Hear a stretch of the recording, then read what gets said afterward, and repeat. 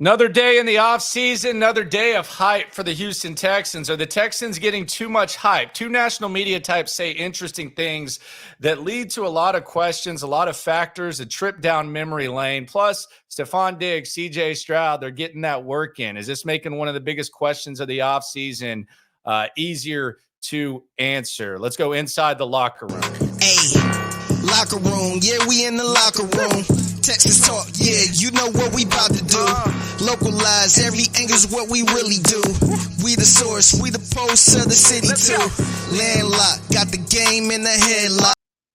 All right, so the Houston Texans, they're getting a lot of hype. They've become kind of one of those topics where you have Dallas Cowboys, you have Aaron Rodgers, you have Patrick Mahomes and the Kansas City Chiefs, Taylor Swift, where whenever it's a slow news day, and there's really no slow news days in the NFL, especially not here in the locker room where we've been posting consistently for a couple of years digitally. It's one of those topics now where the Texans are kind of make the rundown a little bit. And today there was a couple of prominent national media types that had some interesting things to say about the Texans that I think generate an interesting discussion. Before we get into all that, and by the way, it is the Locker Room, number one source for Texans daily digital content. I'm Landry Locker. You can hear me, see me right here. You're going to hear me a lot more once the season rolls around as well. Got a lot of other stuff going on. Top's in the radio game for a while, and we're going to be doing a lot of things covering this squad because it's a fun time to do so. Let's start, though, with CJ Stroud and Stefon Diggs. They're getting that work in France. CJ Stroud, he's been traveling a lot. He's been making his way. He's been making the rounds, world traveling, getting his relaxation in. He got some work in with Stefon Diggs in France. And we've been asking this question for a while.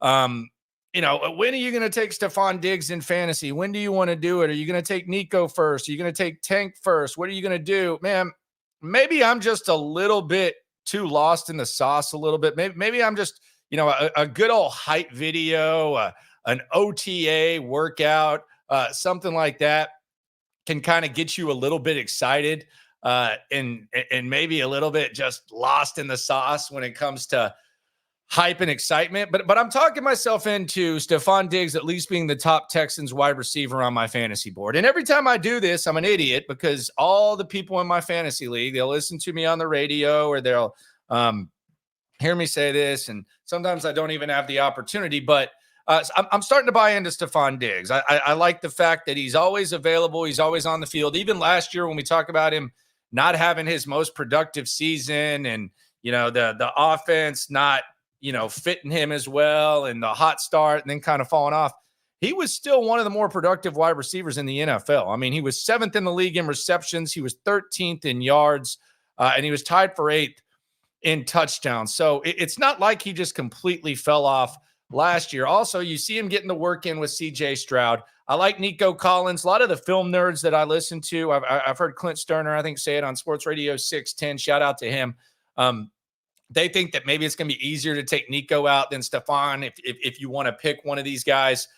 And we're not even factoring in Tank Dell. So who knows? Maybe you just avoid Texans wide receivers at all costs, especially if you're in Houston. But it is interesting. CJ Stroud, Stefon Diggs getting that work in, and it gets me excited, which I guess is just kind of what happens whenever it's a slow news day, which you hear quite often. Let's hear from Kay Adams. Kay Adams always got that real smooth delivery, really like soft delivery, very inviting. James Palmer used to work in Houston. Shout out to James, formerly of NFL Network, very close, works closely with the Chiefs and the Texans. He was asked about the Texans, and there's something interesting that he said as to why he likes the Texans. And I don't know that I necessarily agree with this. Maybe I'm just a little bit close to the situation. Maybe it's PTSD. Maybe I'm anticipating the worst. But let's hear what he said with Kay Adams, talking about the Texans as a potential threat to the Chiefs. Stefon Diggs and Mixon and, CJ Stroud, obviously coming off the season that he did. Answer my unanswered question. Is it enough for these Texans to be real challengers to the Chiefs? I think so. I mean, right now, nobody's in the Chiefs' realm just because nobody's doing what they're doing. So we can't put anybody in that until we start playing games. But they're built to do it, Kay. They really are. And it's not because of like Nico Collins getting this deal and the growth Nico's had and the time he spent with Dre to like, become more efficient as a big body receiver, or Tank Dell, and you add Stefon. It's not the skill guys to me. I think they're built to do it because of where they're at the line of scrimmage on both sides of the ball. Like CJ walked into a really good situation with a good offensive line, with a lot of emphasis on what they do with that offensive line and how their offense is developed. And then the defensive line, like Danico Autry, I think is a really, really sneaky pick by any team in football this year. He had a really good year last year. And then Danielle Hunter and Will Anderson Jr., I mean, it's May, 29th? Man. But like at the end of the season, Kay, we could talk about like this being the best edge rushing duo in football. Like they have that type of a talent. I agree with them on the edge rushers. I think Danielle Hunter and Will Anderson, I think that is, I mean, it's hard for me to imagine too many better edge rushing duos, but the offensive line scares me.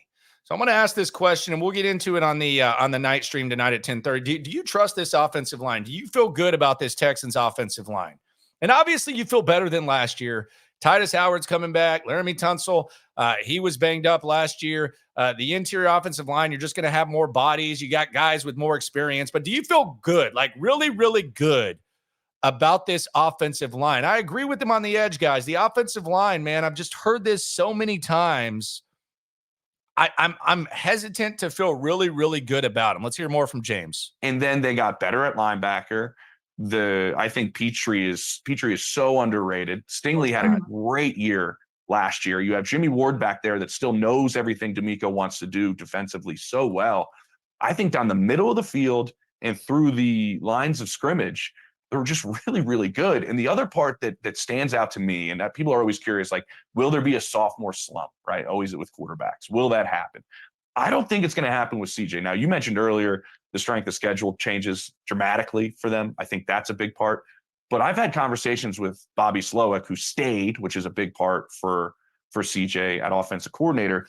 He just always makes the right decisions, Bobby said. Like, he checks the ball down. He comes back to the sideline. Hey, I wanted you to push it there. It wasn't there. It wasn't there, coach. I took the check down. Like, that's such a veteran way to think.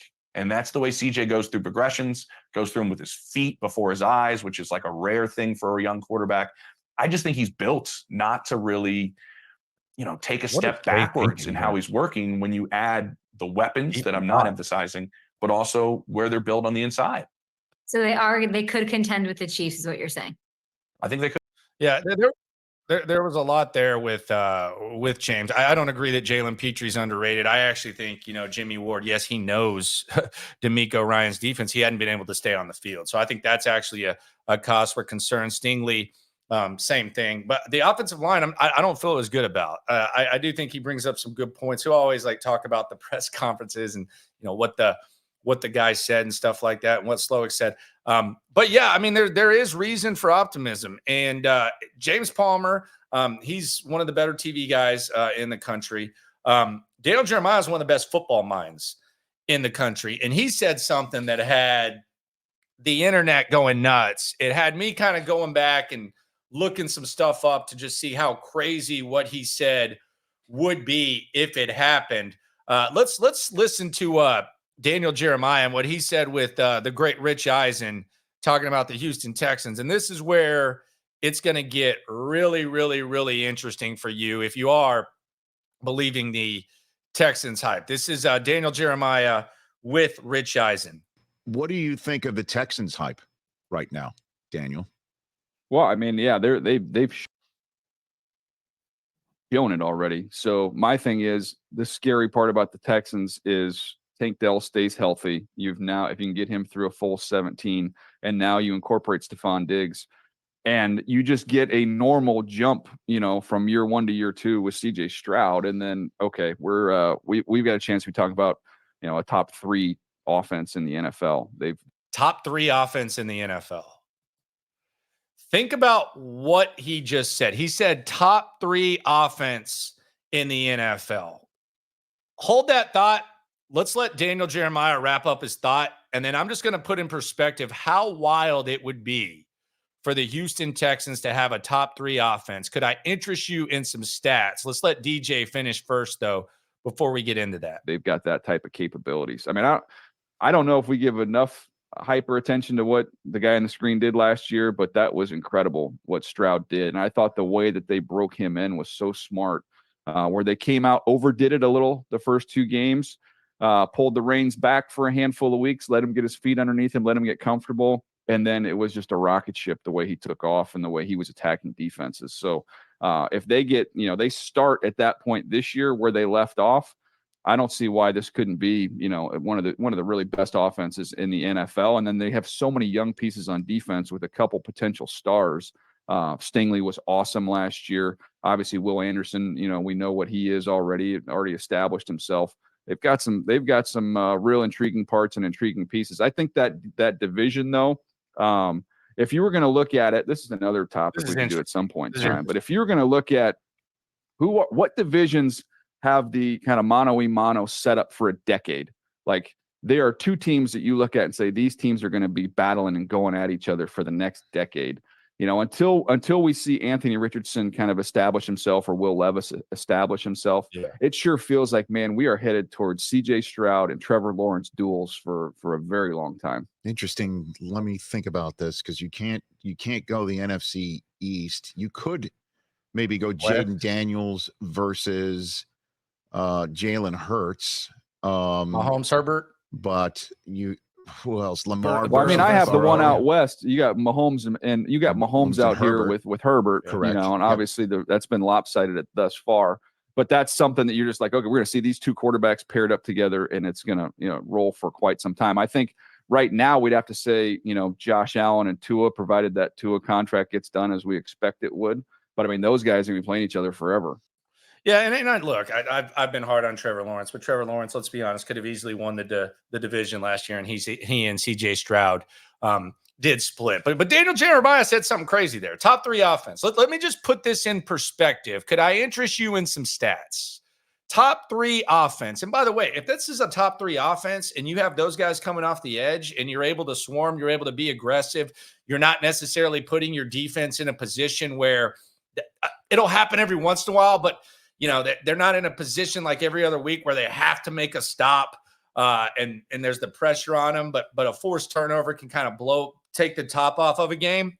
I mean, that'll be insane, especially with the playmaking ability that they have on defense. We still don't know how stout they're going to be, how well they're going to stop the run, the defensive line, the defensive tackles. Seth Payne, by the way, has done a really good job of breaking that down on his channel. He's gone in the sticks with the defensive linemen. If you want to get a breakdown on that, check that out on Seth's channel. But a top 3 offense. Let's just put this in perspective. We'll talk more about this on the stream. Last year, the Texans offense, they were 13th in points. They were 12th in yards in 2023, which was elite based on what had happened in the previous regime. Like Bill O'Brien never really got that close.